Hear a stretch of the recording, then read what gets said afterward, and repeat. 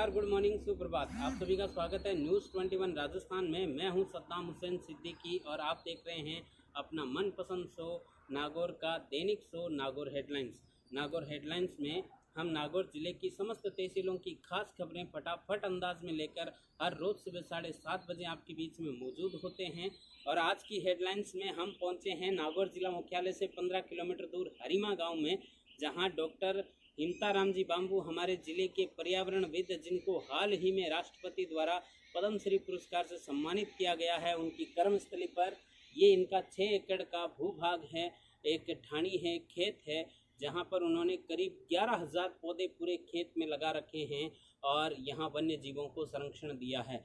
इसके साथ साथ उनकी उपलब्धि यह भी है कि उन्होंने अब तक कुल 5 लाख पौधारोपण किया है, जिसमें से 3.5 लाख करीब वृक्ष बन चुके हैं। इस उपलब्धि पर उन्हें पद्मश्री से नवाजा गया है। हमारे ज़िले के लिए ये फ़क्र की बात है। उनसे भी हमारी खास मुलाकात होगी, उनसे भी हमने समय लिया है। फ़िलहाल वो मौजूद हैं दिल्ली में। दिल्ली से जैसे ही वो कर्मस्थली पर पहुंचते हैं, हम उनसे खास बातचीत करेंगे और आपके लिए खास इंटरव्यू लेकर आएंगे। उनके पूरे जीवन परिचय से लेकर उनकी उपलब्धियों तक की बात करेंगे। उनसे क्या प्रेरणा ली जा सकती है, इस विषय पर बात करेंगे। फिलहाल शुरू करते हैं आज की नागौर हेडलाइंस। नागौर शहर के बाजरवाड़ा क्षेत्र में सोमवार दोपहर कार पार्किंग की मामूली बात को लेकर स्थानीय लोगों ने मचा दिया उत्पात। लोगों ने कार के शीशे तोड़ने के बाद समझाइश करने पहुंचे पुलिस कर्मियों से भी उलझकर उनके साथ धक्का मुक्की करते हुए वर्दी तक फाड़ने की करतूत। इसे लेकर पुलिस ने 3 लोगों को शांति भंग के आरोप में किया गिरफ्तार।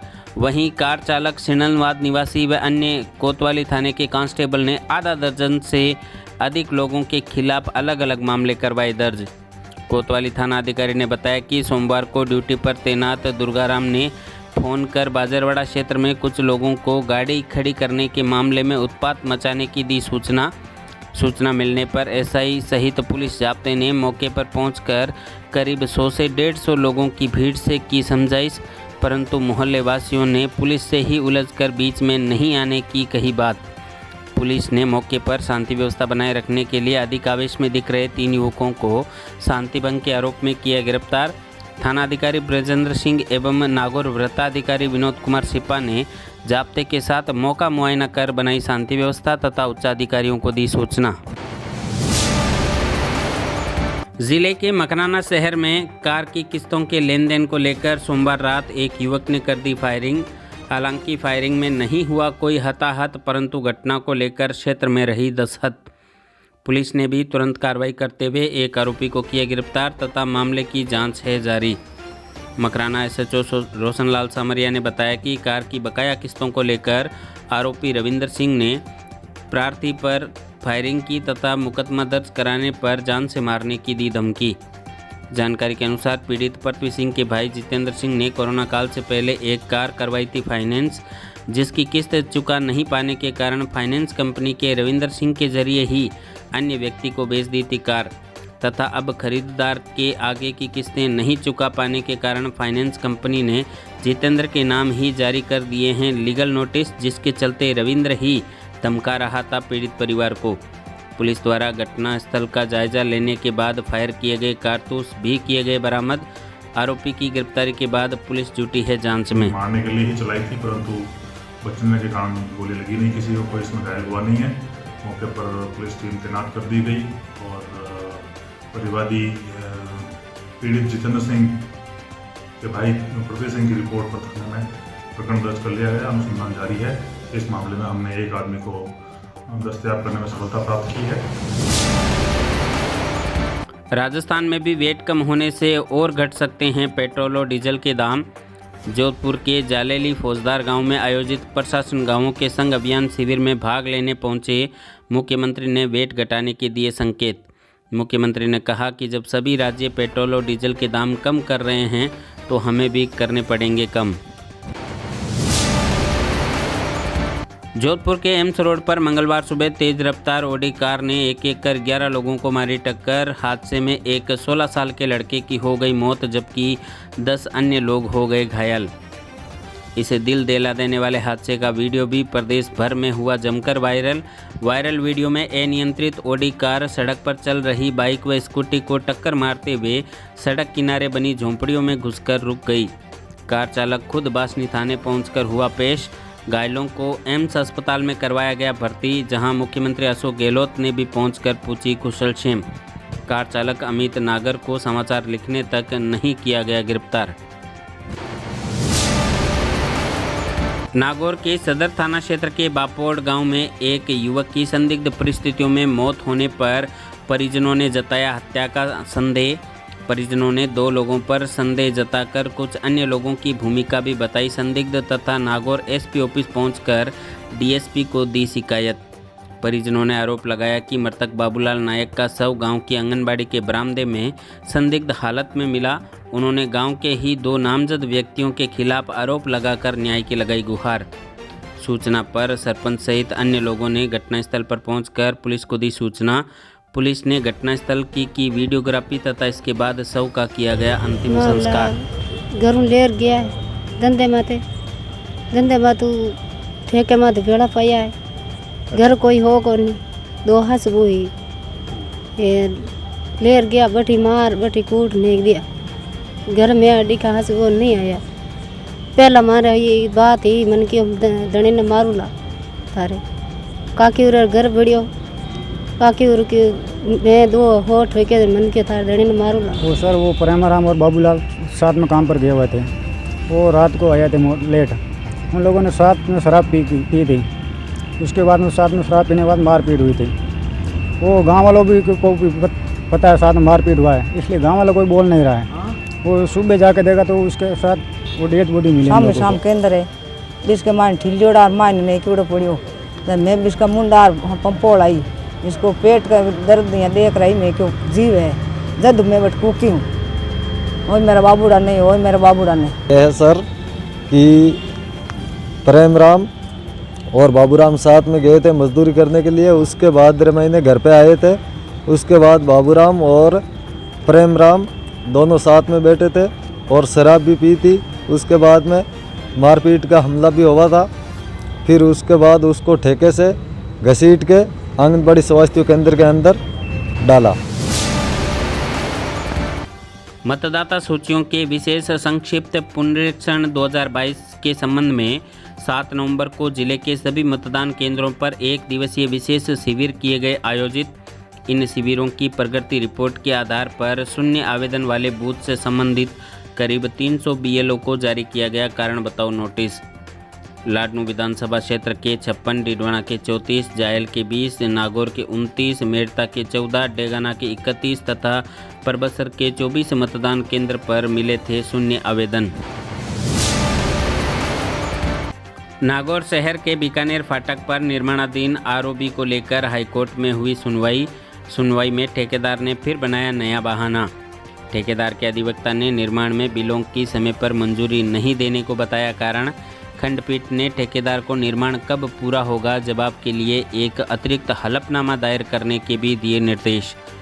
गौरतलब है कि ठेकेदार को 14 दिसंबर 2018 को कार्य करना था पूरा, जबकि अब तक केवल 60% कार्य भी नहीं हो पाया है पूरा। इससे परेशान होकर नागौर व्यापार मंडल की ओर से जोधपुर हाईकोर्ट में दायर की गई थी याचिका। इसे लेकर सोमवार को हुई सुनवाई के दौरान बिलों के समय पर मंजूरी नहीं देने को बताया गया कारण 25 करोड़ 74 लाख रुपए की लागत से तैयार होने वाले इस 1063 मीटर लंबे आरओबी का ठेका फरीदाबाद की firm Guru Nanak engineering service को 7 जून 2017 को सौंपा गया था, जिसे 548 दिन यानी 14 दिसंबर 2018 को पूरा करना था काम। परंतु ठेकेदार ने अब तक निर्धारित समय से 1055 दिन अधिक होने के बावजूद भी केवल 58.48% काम ही किया है पूरा। जिले के नोखा रामसर फार्म पर हुआ धार्मिक कार्यक्रम एवं सत्संग का आयोजन, जिसमें संतों का निवासियों ने किया भव्य स्वागत एवं सत्संग में संतों ने वर्तमान परिस्थितियों में भी धार्मिक एवं आदर्श जीवन जीने को प्रेरित करते हुए दिए प्रवचन। कार्यक्रम में नागौर भाजपा पूर्व जिलाध्यक्ष ओम प्रकाश मुंडेल सहित अन्य गणमान्य लोग एवं स्थानीय नागरिक रहे उपस्थित। मेड़ता रोड के निकटवर्ती ददवाड़ा में मार्ग पर फैले कीचड़ से आवागमन में हो रही भारी परेशानी को लेकर लोगों ने दिखाया रोष। ग्रामीणों ने बताया कि मुख्य गवाड़ से होकर गुजरने वाले मार्ग पर गंदा पानी एकत्रित होने से आवागमन में परेशानी के साथ साथ बीमारियों को भी मिल रही है दावत। मकराना के निकटवर्ती कस्बे बोरावड़ में एक युवक द्वारा विषाक्त पदार्थ का सेवन कर ली गई आत्महत्या। दर्जी मोहल्ले के युवक की आत्महत्या की सूचना पर पुलिस ने मौके पर पहुंचकर शव को रखवाया अस्पताल की मोर्चरी में तथा पुलिस जुटी है मामले की जांच में। जिले के खींवसर उपखंड मुख्यालय पर आज आयोजित होने वाले प्रशासन गांवों के संग अभियान का स्थानीय लोगों ने एकत्रित होकर बहिष्कार करने का किया ऐलान। खींवसर थाने से बजरी चोरी के मामले में पुलिस द्वारा निर्दोष व्यक्ति को फंसाने का आरोप लगाते हुए भारी संख्या में ग्रामीणों ने उपखंड मुख्यालय उपस्थित होकर उपखंड अधिकारी को सौंपा ज्ञापन में बताया कि स्थानीय निवासी सुगनाराम को पुलिस द्वारा झूठे केस में फंसाया जाकर किया जा रहा है परेशान तथा पुलिस की कार्यशैली के विरुद्ध ग्रामीणों ने जताया भारी रोष।